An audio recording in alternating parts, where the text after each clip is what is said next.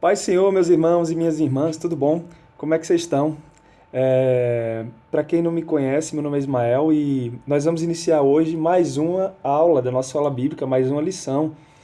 E como vocês podem ver aí, eu trouxe de início uma palavra que eu acho que, se não for conhecida por todos, 99% das pessoas conhecem. Apartheid. O que é que significa apartheid? Apartheid, em africâner, ele significa exatamente separação. Ele foi um regime de segregação racial que ocorreu em 1948 na África do Sul. E apesar de ser um fenômeno, principalmente sul-africano, ele possui correspondentes em outros países, em outros locais, como por exemplo no próprio Estados Unidos ocorreu. E ele é marcado por ser uma segregação institucionalizada. Ele é um dos exemplos de segregação institucionalizada, acolhida e incentivada pela lei, em que, como a gente pode ver aí, entre os fatos que ocorriam, havia a determinação de separação, como induz o nome, separação entre negros e brancos. Existe aquela foto famosa, eu não trouxe ela aí, mas tem uma foto muito famosa, que é do bebedouro. Existia um bebedouro para os brancos, white, tinha lá whites, e tinha um bebedouro para os negros. Tinha lá colored, alguma coisa assim. Não sei falar inglês, sabe, mas a gente tenta. Então, existia essa separação e existia essa divisão. Isso foi o apartheid. E o apartheid, eu trago ele aqui no início dessa videoaula, porque eu creio que ele representa bem, na contemporaneidade, ou bem próximo a nós, uma coisa que aconteceu durante vários períodos da história e também no tempo bíblico. Também no tempo bíblico ocorreu. E ele é um exemplo muito claro disso que nós vamos estudar hoje. A palavra-chave de tudo que nós veremos hoje, que nos ajuda, é separação, de fato, separação, apartheid. Mas melhor que isso seria a palavra inimizade. E essas palavras elas contrastam com a palavra reconciliação. Seja inimizade entre Deus e os homens, seja inimizade entre os homens e eles mesmos, inimizade é o que nós vamos estudar hoje. E é nesse sentido que eu trago desde já o tema da nossa lição. Cristo é a nossa reconciliação com Deus. E o nosso subtema, que na verdade é a verdade prática da nossa lição, que ao morrer na cruz do Calvário, Cristo reconciliou os eleitos, desfazendo a inimizade entre Deus e os homens, e eu acrescento, e destes entre si. O nosso texto base de hoje, ele está em Efésios 2, 14 ao 19. Eu peço que, se você tem uma Bíblia aí à sua disposição, eu peço que você, por favor, me acompanhe. Eu vou fazer a breve leitura desse texto aqui.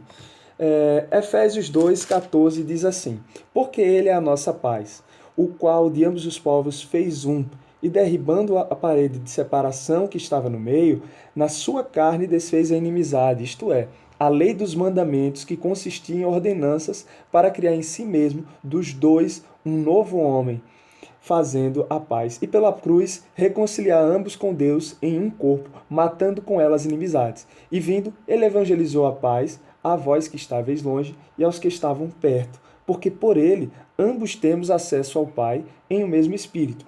Assim que já não sois estrangeiros nem forasteiros, mas concidadãos dos santos e da família de Deus.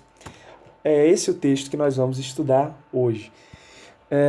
Antes de nós iniciarmos também, é importante nós entendermos o contexto o contexto dessa passagem que nós lemos. E ele se envolve com a última lição que estudamos, que é basicamente o estado em que se encontravam os gentios. Nos versículos 12, principalmente, Paulo traça uma descrição dos gentios, e para isso ele apresenta 5 características no versículo 12. A primeira é que os gentios estavam sem Cristo. A segunda é que eles estavam separados da comunidade de Israel, depois que eles eram estranhos às alianças da promessa.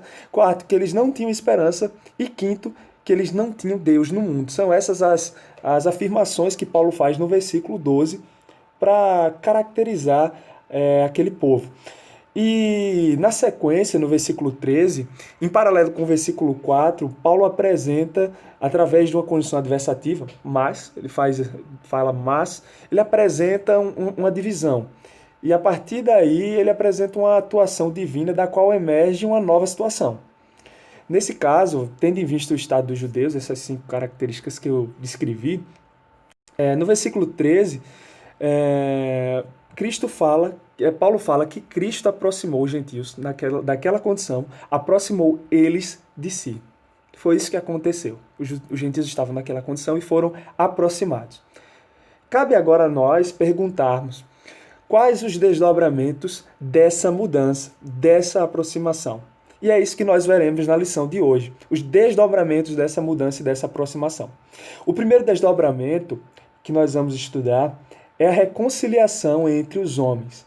E para isso, Paulo apresenta a quebra de dois paradigmas.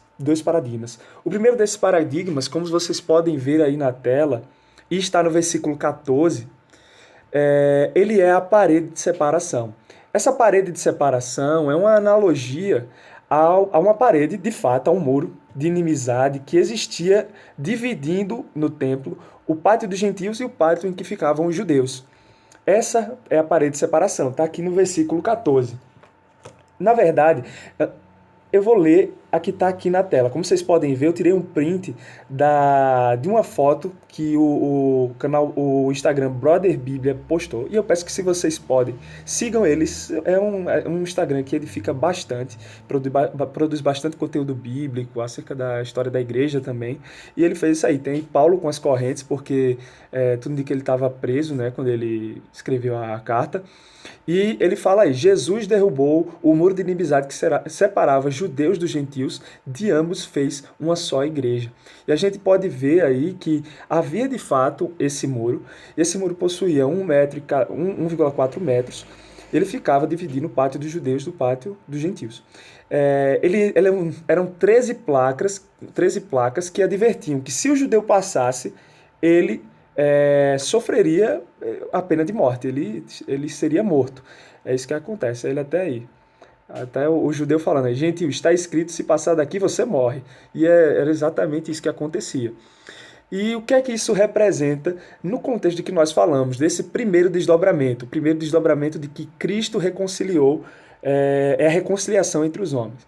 De que havia entre os judeus e os gentios, apesar dos gentios terem sido aproximados por Cristo, havia entre eles ainda uma inimizade, uma separação, como nós vimos no começo, principalmente por parte dos judeus, de forma que os judeus eles ojerizavam os gentios.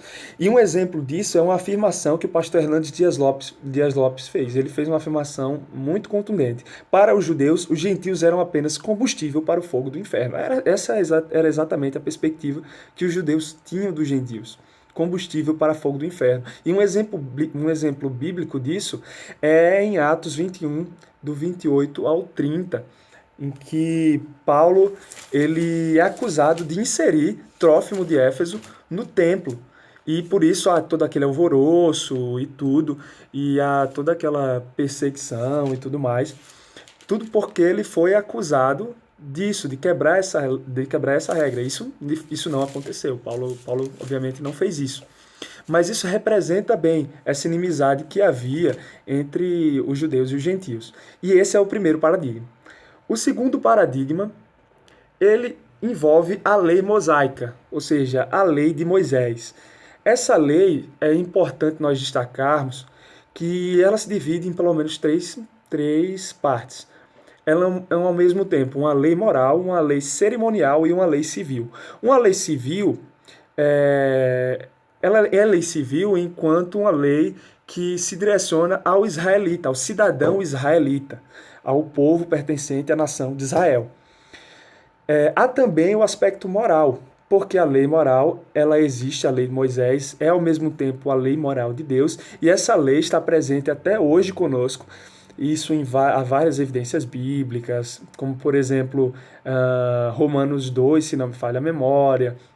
Enfim, em várias passagens da Bíblia se fala acerca da lei moral de Deus, que vem até hoje, até os nossos dias, a qual nós estamos sujeitos, apesar de não sermos salvos pelo cumprimento dela, mas que ela é o nosso norte e Cristo nos chamou para segui-la, porque ela é a boa, verdadeira vontade de Deus, essa lei, e ela está até hoje. E o terceiro aspecto é a lei cerimonial. E por que eu trago essa lei cerimonial?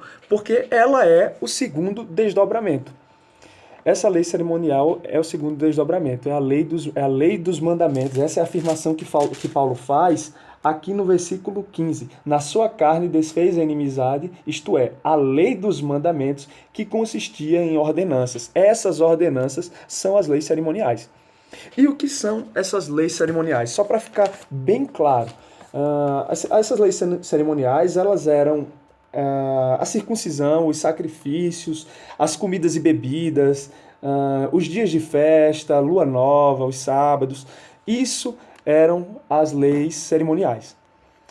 E o que ocorre? Ocorre que Cristo, ao fazer a reconciliação entre os homens e ao cumprir a lei, ele mesmo foi o cumprimento da própria lei, ele faz com que essa lei caia por terra, porque ele é o cumprimento da própria lei. E isso não vai, ele cumprindo e essas leis não nos alcançando hoje, isso não vai de encontro ao que Cristo falou. Não vim para revogar, mas para cumprir a lei, lá no Sermão do Monte. Ele inicia o Sermão do Monte falando isso. E não há uma contradição, porque a lei moral subsiste até hoje e ela vem aos nossos dias. A lei cerimonial é que foi cumprida em Cristo. Cristo foi o cumprimento da lei. E nisso nós já vamos para a terceira parte desse primeiro desdobramento, que consiste exatamente numa síntese de que a obra expiatória da cruz de Cristo retirou a barreira que existia entre os povos e aboliu as ordenanças que eram agentes de inimizade entre judeus e gentios. Dessa forma, o primeiro paradigma, que é a barreira, ele foi retirado pelo peso da cruz. O peso da cruz quebrou aquela barreira de separação. Não existe aquela barreira de separação. Não existe essa inimizade entre judeus e gentios. E também foram abolidas as ordenanças, que é o segundo paradigma. E Cristo aboliu cumprindo-as. Cristo foi o cumprimento dessas ordenanças. Na cruz de Cristo, todas as ordenanças, todas elas foram cumpridas. E isso, sintetizando para nós, esses dois paradigmas, a quebra dos dois paradigmas, ele sintetiza para nós o primeiro desdobramento, que Cristo desfez a inimizade e formou um novo homem, retirando a separação entre judeus e gentios e abolindo essas ordenanças que serviam também como uma distinção e uma exclusão do povo, principalmente dos gentios. Cristo fez isso e desfez a inimizade. E aí nós passamos ao segundo tópico, que é exatamente falando acerca desse novo homem. E esse novo tópico ele se denomina: pela paz, Cristo fez um novo homem. Mas antes de nós vermos o fruto, esse segundo desdobramento, nós vamos ver, esse segundo desdobramento, ele é um fruto do primeiro. Ele é um fruto da ausência da inimizade. Quando Cristo desfaz a inimizade, isso gera um fruto, que é o novo homem. Nós vamos entender um pouco mais. Mas antes disso, eu trato de trazer um conceito importante aqui. Como vocês podem ver, eu escrevi: guerra como o estado natural do homem pós-lapsariano. Esse termo pós-lapsariano, para muitos, ele é desconhecido, mas eu vou explicá-lo. O que eu quero dizer com isso é que o estado natural do homem, após o lapso, que em latim, que é uma palavra latina que significa queda, a guerra é o estado natural do homem. E essa guerra é em sentido lato, não é simplesmente aquela guerra entre nações, mas é uma guerra que se traduz bem também por inimizade. Inimizade entre os homens e outros homens, o homem em si mesmo, o homem e Deus, o homem e a natureza. É um estado de guerra. E esse é o estado natural do homem. Para isso, eu trago uma citação de um filósofo e pastor batista brasileiro, o Jonas Madureira, e ele faz uma citação muito legal acerca disso que nós vamos ver agora. Ele fala o seguinte: contudo, trata-se de uma insuficiência caída, isto é, uma experiência de insuficiência no contexto em que o homem, a fim de afirmar sua pretensa autonomia ou suficiência, virou as costas para Deus e se precipitou numa sanha insana contra o seu Criador. o que chamamos de insuficiência pós-lapsariana. Então, é isso que aconteceu.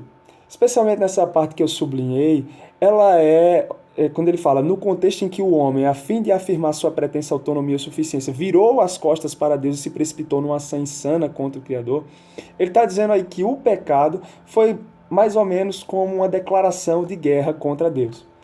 É uma tradução livre que eu faço aqui. É uma tradução livre.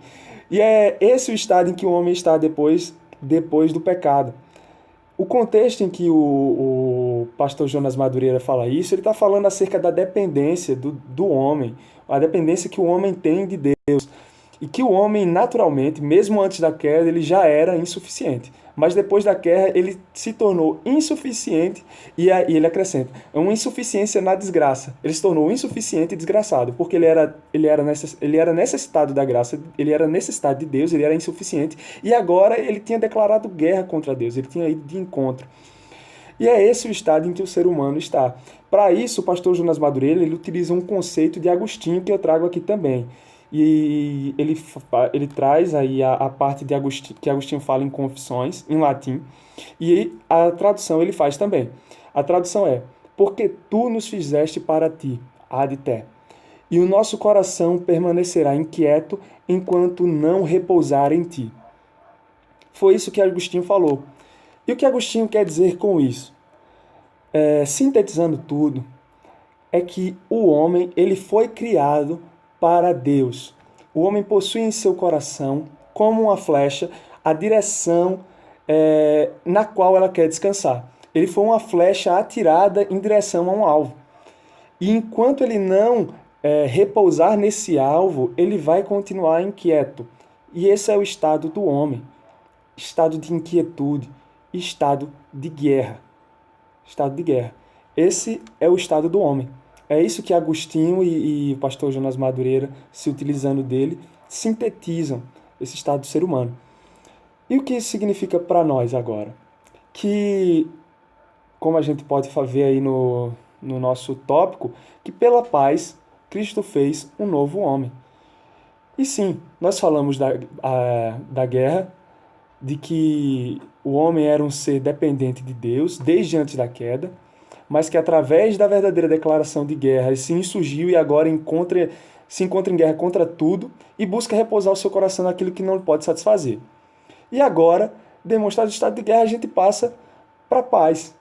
E o que consiste a paz? A lição ela traz aí uma síntese de que a paz, ela faz essa citação, nere paz, ocorre em cada um dos livros do Novo Testamento, salvo em primeira carta de João, e o termo descreve paz como relações harmoniosas entre os homens, entre as nações, amizades, as relações harmonizadas entre Deus e os homens, satisfeitas pelo Evangelho, sensação de descanso e satisfação que lhe é consequente. Então é uma concepção bem abrangente de paz. É isso que a lição traz. E eu trato agora de individualizar essa paz, me utilizando dos conceitos que nós vimos. Enquanto um coração indo em direção ao alvo, mas que foi desvirtuado e que não encontra descanso e por isso está em guerra. Que em Cristo é o nosso alvo. Cristo é o alvo dessa flecha que foi lançada. De forma que quando nós alcançamos e quando nós atingimos o alvo que é a cruz, pela graça de Deus, na verdade nós aprendemos, de acordo com o próprio Jonas Madureira e com o próprio Agostinho, que na verdade é o próprio Deus que atrai essa flecha para si mesmo, nós encontramos uma razão naquilo que Jesus falou. Deixo-lhes a paz, a minha paz lhes dou. Não a dou como o mundo dá, como o mundo a dá. Não se turbem os seus corações, não tenham medo. A paz de Cristo vem nesse momento. E na passagem que nós estamos vendo aqui em Efésios, nós vemos que há uma progressão, principalmente Moody enfatiza bastante isso, de que há uma progressão nos versículos e na sequência do capítulo 2, de forma que, a princípio, Cristo se declara a nossa paz, Ele é a nossa paz, é o que Paulo disse. Depois disso, Cristo faz a paz, ele fazendo a paz, ele junta os homens, no versículo 15 ele fala isso, e depois Cristo evangelizou a paz. Então, há uma progressão nesse contexto e nessa paz que nós vemos aí. E essa paz ela é muito importante porque é através da paz que Cristo nos reconciliou, que foi o primeiro desdobramento, e agora eu apresento o fruto daquele primeiro desdobramento, que na verdade é um segundo, que é o fato de nós sermos agora um novo homem. E no que consiste esse novo homem? A paz proporcionou uma nova criação, a igreja. Esse novo homem é, na verdade, de fato, uma nova criação, e quem fala bem disso é o pastor Hernandes Dias Lopes, em que ele fala no livro dele o seguinte: os gentios não apenas subiram para a posição dos judeus, mas ambos se tornaram algo novo e maior. É relevante o fato de a palavra novo aqui ser kainós, que quer dizer novo não apenas no tempo, mas novo no sentido de que traz ao mundo um novo tipo de criação, uma nova qualidade de criação que não existia antes. Então é como se fosse uma criação nova, uma nova instituição, um novo instituto, é uma coisa nova. E essa coisa nova é a igreja. Então, a partir do momento em que Cristo reconcilia judeus e gentios, ele forma essa nova criação, que é a igreja de Cristo. Esse é o fruto, esse é o precioso fruto da reconciliação entre os homens proporcionada por Cristo. E aí nós passamos para uma coisa que eu queria bastante trazer, que são, na verdade, alguns ensinamentos práticos acerca de tudo isso que nós vimos.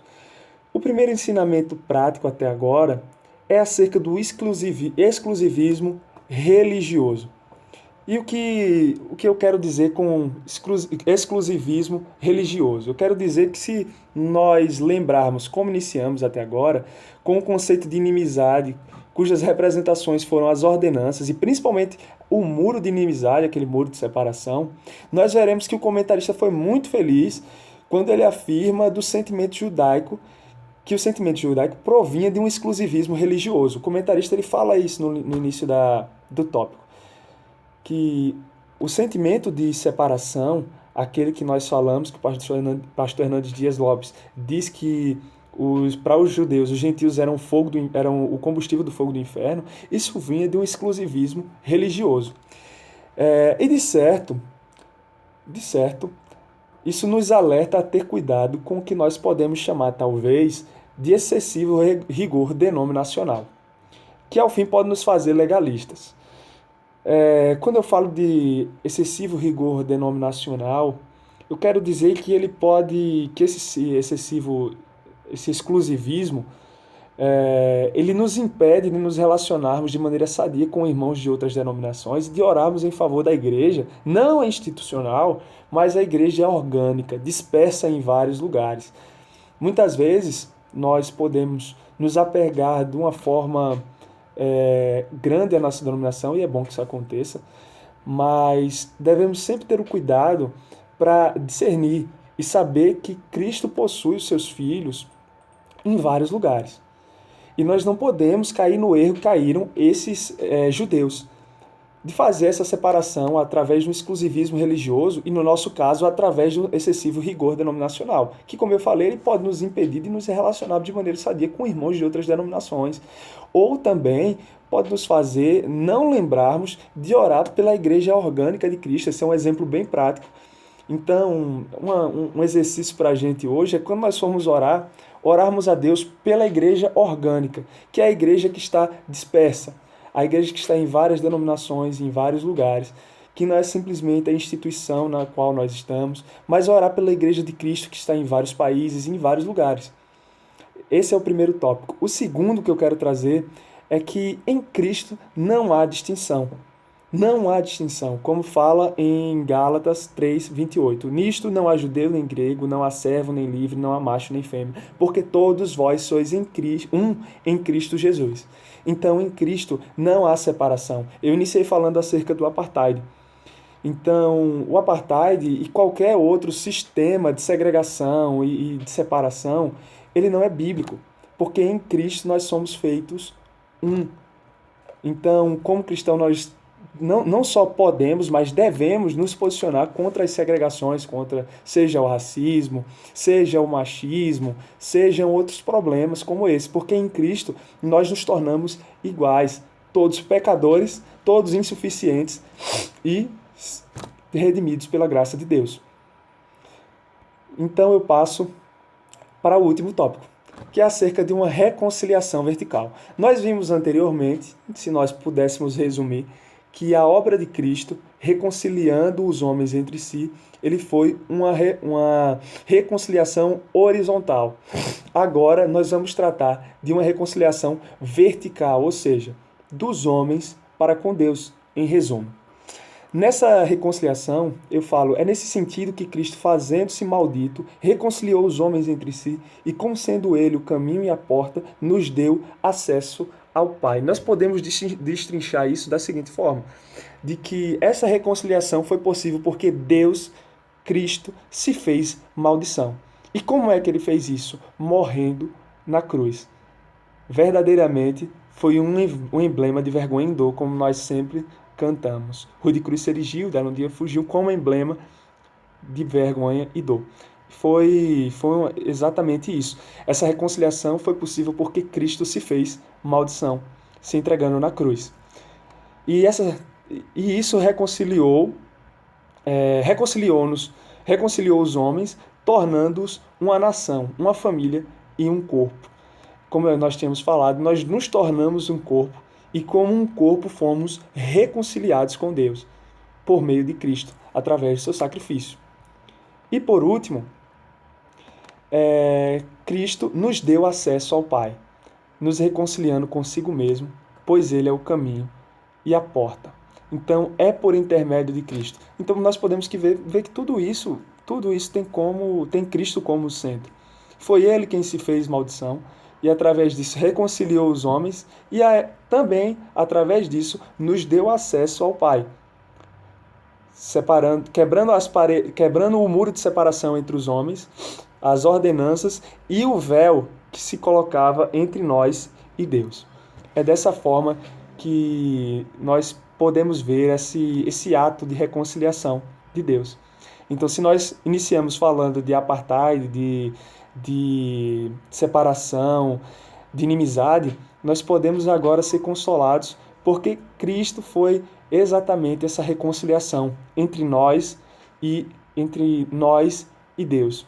Cristo foi esse exemplo. Então, glória seja dada ao nosso Deus para sempre.